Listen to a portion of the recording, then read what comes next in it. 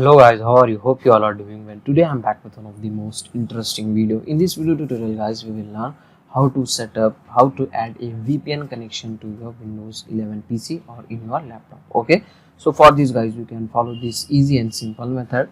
Hold Windows key and then press I from your keyboard. It will open the Windows settings on your PC. Okay, in the Windows settings, in the left panel you can get the option network and internet.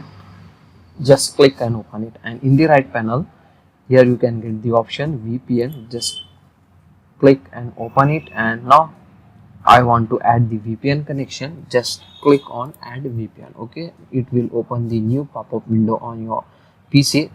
First you need to select the VPN provider, so just I am selecting Windows built-in like this. Now you need to fill this all boxes. Here now it will asking you to enter the connection name. Just enter the connection name, enter your server name or address, and then here it will asking to select your VPN type. Just you need to select automatic, and you need to enter the name and password. So this is the optional.